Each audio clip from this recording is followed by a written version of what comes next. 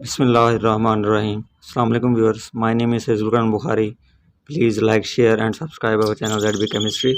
हमने 9th class chemistry का जो है चैप्टर नंबर 7 स्टार्ट किया हुआ था और इसमें आज हमें जो टॉपिक डिस्कस करना है वो हमारे पास 7.5 इलेक्ट्रोकेमिकल सेल्स। अब इलेक्ट्रोकेमिकल सेल्स को डिस्कस करने से पहले हमें सबसे पहले जो कंसेप्ट क्लियर करना होगा वो हमारे पास होगा इलेक्ट्रोलाइट्स का। कि सबसे पहले कि हमारे पास जो ये इलेक्ट्रोलाइट है ये हमारे पास इलेक्ट्रोलाइट्स क्या होते हैं। अगर हम इलेक्ट्रोलाइट्स के इस कंसेप्ट की बात करें कि हमारे पास डेफिनेशन की बात करें कि हमारे पास इलेक्ट्रोलाइट की डेफिनेशन क्या होगी, तो ये हमारे पास है कि the substance which conduct electricity in aqueous solution और मोल्टन फॉर्म। यानी कि अगर ऐसा कोई सब्सटेंस जो क्या करे, कंडक्ट करे, क्या करेगा, वो कंडक्ट करेगा इलेक्ट्रिसिटी को, कंडक्ट इलेक्ट्रिसिटी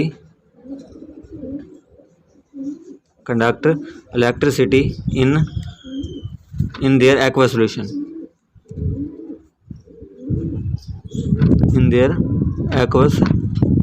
यानी कि ऐसा हमारे पास इलेक्ट्रोलाइट जो क्या करेगा एक्वस सॉल्यूशन या मोल्टन फॉर्म के अंदर क्या करेगा, जो इलेक्ट्रिसिटी उसको कंडक्ट करेगा। तो ऐसे हम सॉल्यूशन को, ऐसे सब्सटेंस को हम क्या कहेंगे, इलेक्ट्रोलाइट कहेंगे। इसके बाद जब हम बात करते हैं कि हमारे पास मोल्टन फॉर्म, यानी कि जैसे कि हम एग्जांपल के अगर हम बात करते हैं कि हमारे पास एग्जांपल क्या होगी, एग्जांपल से आपको ये जो है क्लियर समझ आ जाएगा। हमारे पास एग्जांपल है, जैसे कि हमारे पास एग्जांपल है, फर्स्ट कर लेते हैं, हम लेते हैं सोडियम क्लोराइड NaCl। अब NaCl हमारे पास अगर हम दो फॉर्म में लेते हैं, एक लेते हैं हम सॉलिड और एक हम लेते हैं लिक्विड या उसका एक्वस सॉल्यूशन अगर हम प्रिपेयर कर लें।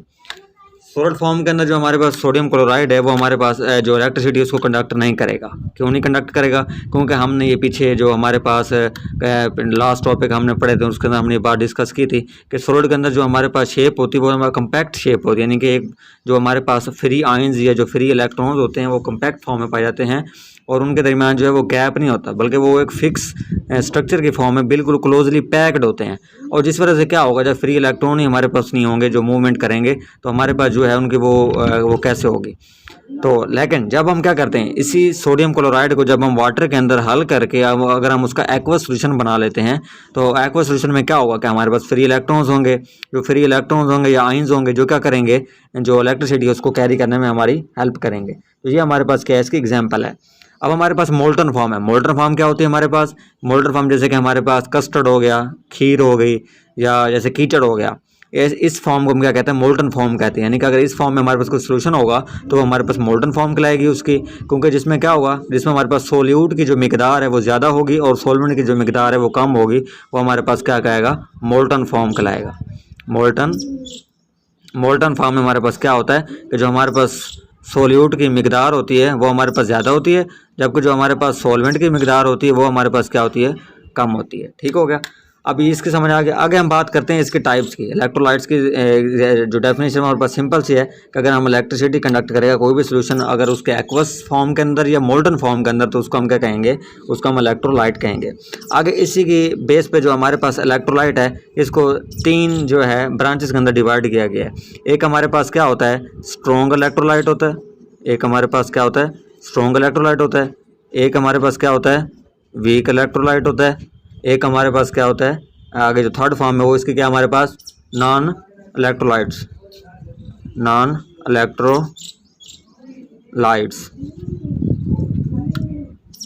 अगर हम स्ट्रॉन्ग इलेक्ट्रोलाइट की बात करते हैं कि the electrolyte which ionize to अगर हम बात करें the electrolyte which ionize almost completely, यानी कि स्ट्रॉन्ग में क्या होगा कि जो हमारे पास क्या होगा, कम्प्लीटली आयोनाइज होगा। अब जब वो कम्प्लीटली आयोनाइज होगा या कम्प्लीटली डिजोल्व होगा किसी भी सोल्यूशन के अंदर, तो ये अपने ही एक्वस सोल्यूशन के अंदर, तो क्या होगा कि वो हमारे पास जो आयंस प्रोड्यूस करेगा वो मोर होंगे, कि जो हमारे पास जो आयंस होंगे वो क्या होंगे, मोर आयंस प्रोड्यूस होंगे। जब हमारे पास मोर आयंस प्रोड्यूस होंगे तो उसका क्या मतलब है कि जब हमारे पास फ्री रेडिकल्स भी ज़्यादा हैं, फ्री आयंस भी ज़्यादा हैं, तो जो हमारे पास इलेक्ट्रिसिटी होगी वो भी क्या होगी, ज़्यादा कैरी कर लेंगे। तो हमारे पास वो क्या होंगे, स्ट्रॉन्ग। हमारे पास क्या होंगे, स्ट्रॉन्ग। ठीक है। अब हमारे पास स्ट्रॉन्ग इलेक्ट्रोलाइट होंगे, यानी कि good conductor of heat and electricity. हमारे पास स्ट्रॉन्ग भी होंगे और हमारे पास क्या होगा, good conductor of heat and electricity भी वो होंगे। अगर हम यहाँ पे इसके एग्जाम्पल की बात करते हैं तो हमारे पास सोडियम क्लोराइड है, सोडियम हाइड्रो ऑक्साइड है, ये हमारे पास क्या है, इसकी जो हमारे पास है स्ट्रॉन्ग इलेक्ट्रोलाइट इसकी एग्जांपल है। यानी कि ये क्या होता है, हमारे पास कंप्लीटली आयोनाइज हो जाते हैं, और जब कंप्लीटली आयोनाइज होंगे तो क्या होगा कि वो जो है आयंस बहुत ज़्यादा प्रोड्यूस करेंगे, मोर आयंस प्रोड्यूस करेंगे, इस वजह से हमारे पास क्या होंगे, गुड कंडक्टर ऑफ जो है हमारे पास इलेक्ट्रिसिटी होंगे। आगे हम बात करते हैं वीक इलेक्ट्रोलाइट्स की। जो हमारे पास वीक इलेक्ट्रोलाइट हैं ये इसके अपोजिट है, यानी कि इसमें क्या होगा कि जो हमारे पास जो इलेक्ट्रोलाइट हैं ये हमारे पास स्मॉल एक्सटेंट, यानी कि बिल्कुल ही थोड़ी मिकदार में जो है हमारे पास जो है ना आयोनाइज होंगे और वाटर के अंदर डिजोल्व होंगे, और जो है ये हमारे पास बहुत कम ही जो है हमारे पास आयंस जो है इसमें बहुत कम प्रोड्यूस होंगे। जब वो स्मॉल एक्सटेंट बिल्कुल जो है उसके अंदर डिजोल्व हो रही है तो इसका मतलब क्या होगा कि जो हमारे पास स्मॉल अमाउंट होगी उसकी आयंस की वो प्रोड्यूस होगी, स्मॉल अमाउंट ऑफ आयंस जो है वो प्रोड्यूस होगी। जब हमारे पास आयंस ही नहीं है, फ्री रेडिकल्स नहीं है उसको इलेक्ट्रिसिटी को कैरी करने के लिए, तो उसके लिए हमारे पास क्या होगा, जो हमारे पास ये हैं इसमें आप क्या कहेंगे कि हमारे पास ये पुअर कंडक्टर ऑफ इलेक्ट्रिसिटी होंगे। ठीक हो गया। तो ये हमारे पास क्या होंगे, वीक में क्या होता है, वीक में हमारे पास वो स्मॉल एक्सटेंट में हमारे पास डिजोल्व होते हैं। स्मॉल एक्सटेंट में जब डिजोल्व होंगे तो हमारे पास जो नंबर ऑफ आयंस है वो भी हमारे पास थोड़ी मिकदार में बिल्कुल होंगे, तो इस वजह से वो हमारे पास क्या होगा, पुअर कंडक्टर ऑफ इलेक्ट्रिसिटी। जैसे कि हम यहाँ पे एग्जांपल ले लेते हैं, हमारे पास CH3 एसिटिक एसिड है, हमारे पास CH3COOH, जैसे कि हमारे पास यहाँ पे एसिटिक एसिड है। अगर हम एसिटिक एसिड की बात करते हैं और अगर हम इसको डिसॉल्व करेंगे कम्प्लीटली तो हमारे पास ये क्या होगा, बहुत कम आयंस प्रोड्यूस होगा। जैसे कि हम यहाँ पे इसको एग्जांपल दे देते हैं, CH3COOH हमारे पास जब हम इसको क्या करते हैं वाटर के अंदर डिसॉल्व करते हैं तो हमारे पास क्या होता है, ये आयंस बना लेता है CH3COO नेगेटिव और हमारे पास प्रोटॉन बन जाएगा। ठीक हो गया। तो इसकी ये हमारे पास एग्जांपल हो गई इसकी वीक इलेक्ट्रोलाइट की। आगे हमारे पास जो थर्ड टाइप है वो हमारे पास है नॉन इलेक्ट्रोलाइट्स के द सब्सटेंस विच, यानी कि ये हमारे पास क्या होते हैं, ये आयोनाइज ही नहीं होते सोल्यूशन के अंदर। और क्या होगा कि इनके अंदर ना तो करंट पास होगा, ये आयोनाइज हमारे पास जो है ये आयोनाइज डू नॉट आयोनाइज, कि ये हमारे पास आयोनाइज ही नहीं होते।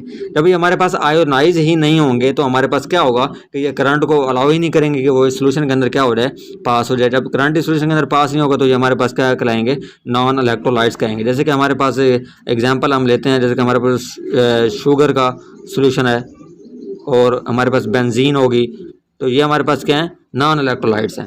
अभी नॉन इलेक्ट्रोलाइट्स कहते हैं हमारे पास क्योंकि ये हमारे इनके जो है ये आयोनाइज नहीं होते। जब ये आयोनाइज नहीं होंगे तो जाहिर सी बात है कि उसका हमारे पास करंट को पास करने के लिए पाथवे ही हमारे पास नहीं होगा। अब ये तो हो गया हमारे पास इलेक्ट्रोलाइट्स का कंसेप्ट कि हमने ये तीन इसके टाइप्स को भी डिस्कस कर लिया। अब आगे हम बात करते हैं इलेक्ट्रोकेमिकल सेल्स की। हमारे पास इलेक्ट्रोकेमिकल सेल क्या होते हैं। अब इसके वर्ड से ही पता चल रहा है कि इसके अंदर दो वर्ड हैं, एक इलेक्ट्रो और एक केमिकल। इलेक्ट्रो का मतलब क्या होता है, इलेक्ट्रिसिटी, और हमारे पास जो केमिकल है उसका क्या मतलब, केमिकल रिएक्शंस। जब यहाँ पे बात करते हैं इलेक्ट्रोकेमिकल सेल्स की, यानी कि केमिकल एक सेल के अंदर जो केमिकल रिएक्शन होगा इस प्रोसेस को हम इलेक्ट्रोकेमिकल सेल्स कहते हैं। अब इसमें जब हम बात करते हैं कि हमारे पास इलेक्ट्रोकेमिकल सेल किस वे में होंगे, या तो स्पॉन्टेनियस होंगे या नॉन स्पॉन्टेनियस होंगे। जब स्पॉन्टेनियस हमारे पास होंगे तो हमारे पास क्या होगा कि जो उसको हमें जो इलेक्ट्रिसिटी वो प्रोड्यूस होगी, जबकि जो नॉन स्पॉन्टेनियस होंगे उसके अंदर जो है हमें इलेक्ट्रिसिटी उसको प्रोवाइड करना पड़ेगी। अब इलेक्ट्रोकेमिकल सेल हमारे पास क्या होता है, एक हमारे पास सिस्टम होता है। अभी हमारे पास कैसा सिस्टम होता है, अगर हम यहाँ पे इसकी मैं आपको डायग्राम बना के दिखाऊं कि हमारे पास एक सिस्टम है, फर्ज कर लिए ये हमारे पास एक बीकर है, ठीक हो गया। एक हमारे पास सिस्टम है, ये एक सेल है हमारे पास, जिसमें क्या होता है कि हमारे पास दो इलेक्ट्रोड होते हैं। ये हमारे पास क्या हो गए, दो इलेक्ट्रोड हो गए। ये हम बात करते हैं किसकी, इलेक्ट्रोकेमिकल सेल की बात कर रहे हैं हम। पहले हमने इसका कंसेप्ट क्लियर किया कि इसका इलेक्ट्रोलाइट का, और अब हम बात करें इलेक्ट्रोकेमिकल सेल की। इसके अंदर हमारे पास क्या होंगे, दो इलेक्ट्रोड होंगे। ये हमारे पास इसका पहला जो है रूल हो गया, फर्ज कर लें अगर हम इसको। अब वो क्या होगा, वो डिप होंगे, किसके अंदर होंगे, डिप होंगे। एक इलेक्ट्रोलाइट सोल्यूशन के अंदर क्या होंगे, डिप होंगे। ये इलेक्ट्रोलाइट सोल्यूशन कोई भी हो सकता है, स्ट्रॉन्ग हो सकता है, वीक, वो अगली बात होगी। ये हमारे पास क्या हो गया, इलेक्ट्रोड्स हो गए, ठीक हो गया। अब ये डिप होंगे, और जो थर्ड चीज़ है वो हमारे पास क्या होगा, जो ये हमारे पास ये इलेक्ट्रोड्स होंगे, ये क्या होगा कि ये इलेक्ट्रोड्स होंगे, ये हमारे पास बैटरी के साथ कनेक्टेड होंगे, वायर्स के साथ, और ये इस तरह बैटरी के साथ हमारे पास क्या होंगे, कनेक्टेड होंगे। तो इस जो हमारे पास ये पूरा स्ट्रक्चर आपको नजर आ रही है, हमारे पास क्या बन जाएगा, एक डिवाइस बन जाएगी, ये एक इलेक्ट्रोकेमिकल सेल बन जाएगा।